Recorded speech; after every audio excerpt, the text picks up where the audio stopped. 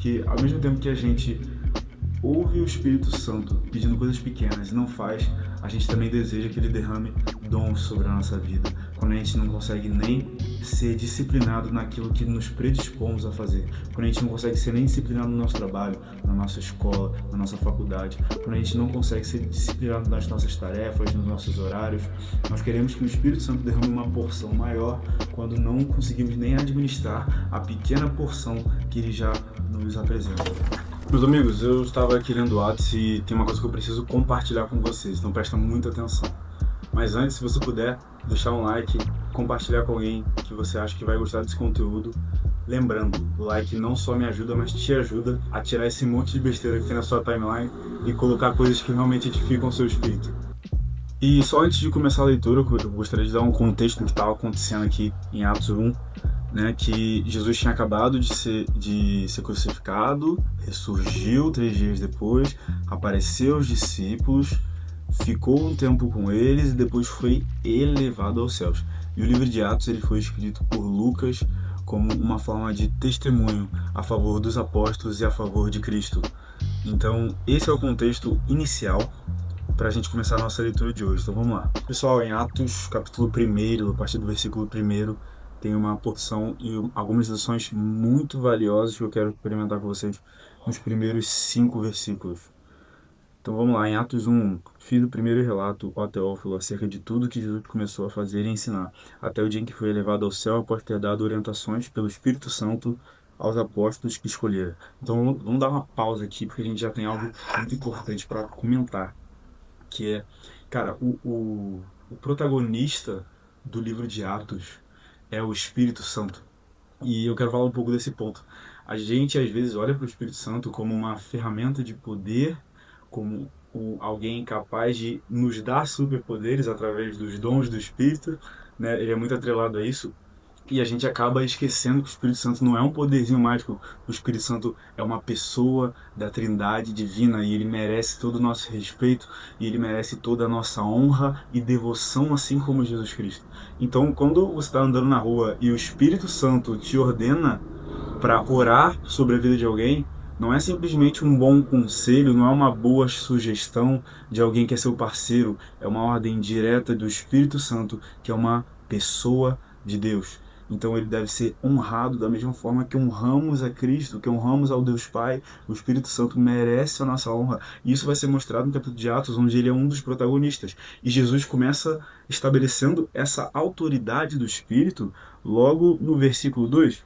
Repetindo, até o dia em que foi elevado ao céu, após ter dado orientações pelo Espírito Santo aos apóstolos que escolheram. Isso é, Jesus utilizando do Espírito Santo para falar com seus apóstolos.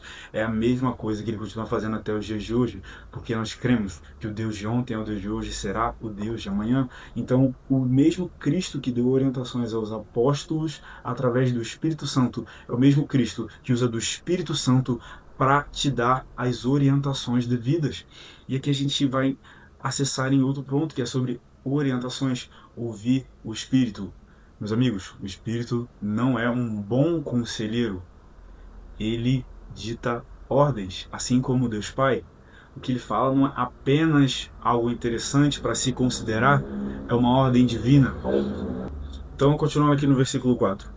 Enquanto participava de uma refeição com eles, ordenou-lhes que não se ausentassem de Jerusalém, mas que esperassem a promessa do Pai, a qual disse ele, de mim ouviste. Porque, na verdade, João batizou com água, mas vós sereis batizados com o Espírito Santo dentro de poucos dias. E aqui eu quero pontuar algo. No versículo 4 está claramente escrito um detalhe muito importante, gente. Bíblia é detalhe.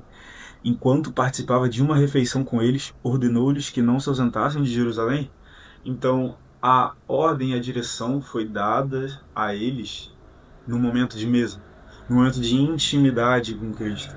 E para bom entendedor, meia palavra basta. Meus amigos, a mesa com Cristo não é simplesmente um lugar agradável, não é só um lugar que você se sente bem, mas também é um lugar onde ele despeja orientações. E muitas vezes a gente se sente perdido na vida e busca somente orientações, busca somente bênçãos, busca somente milagres.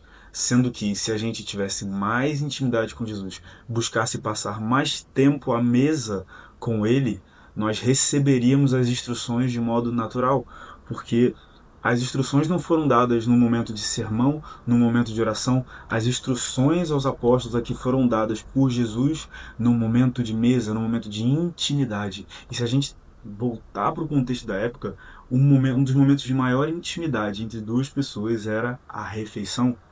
Eles tinham o costume de dizer que você não conhecia totalmente a pessoa até você sentar-se à mesa para comer com ela.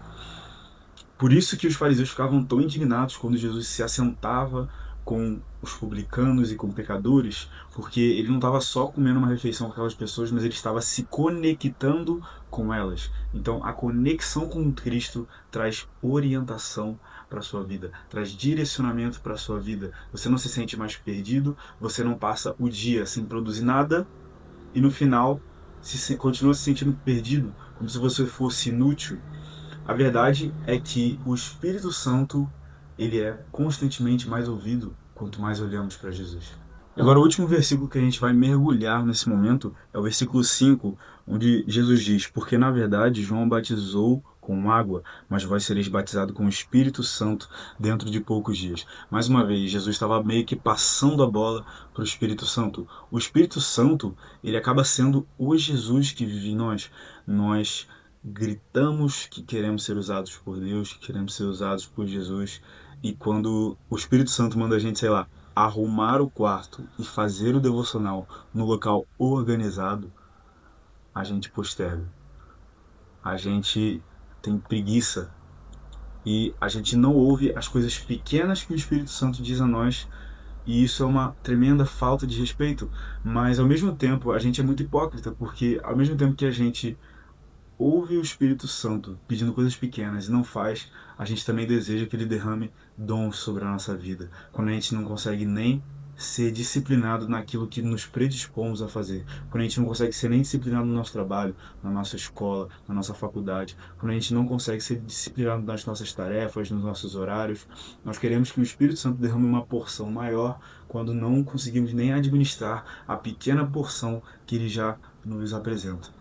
E, meus amigos, não importa a sua idade, o Espírito Santo ele pode operar dentro de você, ele mesmo você sendo jovem, mesmo você sendo idoso, adulto, atarefado. O Espírito Santo é capaz de fazer aquilo que não está ao seu alcance. Ele sim é capaz de alcançar aquele seu amigo que está perdido há tanto tempo, aquele seu amigo que se desviou. O Espírito Santo é capaz de fazer o que não podemos. É muito comum, muita gente tem vergonha, eu tinha muita vergonha de, por exemplo, evangelizar as pessoas, não necessariamente na rua, mas também no meu convívio. Eu sentia vergonha de me colocar vulnerável à posição de ser zoado, à posição de ser humilhado, em favor de pregar o Evangelho. Isso é algo muito mesquinho nosso, porque a gente está não só desobedecendo o Espírito, como a gente está dizendo que a nossa vergonha, o nosso medo está acima da eternidade dos nossos irmãos. Então, ouvir o Espírito, travar o fluxo do Espírito, pode estar desencadeando alguém não ouvir o Evangelho que você deveria estar pregando. E em João 15, no versículo 5, Jesus diz assim: eu sou a videira e vocês os ramos. Se alguém permanecer em mim e eu permanecer nele, esse dará muito fruto, pois sem mim vocês não podem fazer nada. Ou seja, quando a gente pega essa parábola de Jesus e a gente analisa ela um pouco mais a fundo, a gente percebe: Cristo é a videira. Ou seja, quando o fruto surgir, o crédito vai ser dado à videira, a Cristo. Nós somos meros ramos, nós somos meros canais onde o fruto ele pode ser entregue através das nossas mãos, mas nós somos apenas um canal. Então, quando a gente deixa de ouvir a voz do Espírito, nós estamos impedindo a ação de Deus na vida de outras pessoas. E não entendam mal, Deus pode ainda acessar aquelas pessoas através de outras vidas, através de outros meios. Ele mesmo pode revelar sua glória àquela pessoa, mas muitas vezes Jesus tem a vontade de nos usar e a gente impede que ele nos use. Isso porque, ao mesmo tempo que a gente ora na igreja pedindo: Senhor, me usa, eis-me aqui, quando ele pede para a gente fazer algo simples, a gente não faz. A gente está travando a ação do Espírito Santo. E o Espírito Santo tem muito a ver com isso, com Ezequiel 47. Tem muito mais a ver com o quanto você está entregue a esse rio, o quanto você se deixou submergir e levar por essas correntezas, do que quanto Deus derramou do Espírito Santo em você. Porque a partir do momento que você foi batizado com o Espírito Santo já habita dentro de você. A partir do momento que você tenta viver uma vida santa e agradável ao Senhor, o Espírito Santo vai ganhando mais espaço no seu coração, porque você está dando mais ouvidos a Ele e você está deixando de ser conduzido por si e passa a ser conduzido pelo Espírito. E é isso que Paulo quer dizer quando ele diz: não se embriaguem com vinho, mas sejam cheios do Espírito. Alguém embriagado, ele tem uma certa ousadia que não pertence a si mesmo, começa a falar desenfreadamente, começa a falar talvez coisas que não deveria, para de sentir dor, cai no chão, levanta e está tudo bem, e começa a ser governado pela bebida. E Paulo faz esse paralelo justamente por isso. Ser cheio do Espírito Santo é muitas vezes deixar de ter o controle.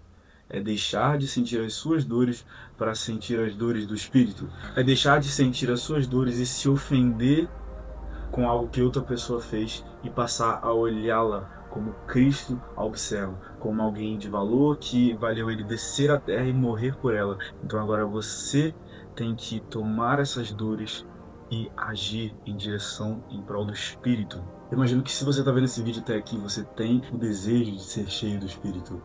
E isso tudo começa com contemplação ao Senhor Jesus e honra à pessoa do Espírito. Então, da próxima vez que o Espírito Santo te pedir para fazer algo, por mais simples que possa parecer, faça. E você vai ver, quanto mais ouvidos você der à voz do Espírito, mais ele vai te fornecer, mais ele vai falar. Então, se você está até aqui, eu espero que você tenha gostado. Manda esse vídeo para alguém que tenha necessidade de se conhecer mais sobre a pessoa do Espírito Santo. E é isso, meus irmãos. Eu oro para que você que está assistindo seja cheio do Espírito Santo. Que o Espírito Santo se mova livremente através do seu corpo, para que ele possa transbordar na vida de outras pessoas. Amém? Que você seja bênção e carregue a presença de Deus por onde você for. Meu amigo, não impeça a ação do Espírito. Deixa queimar.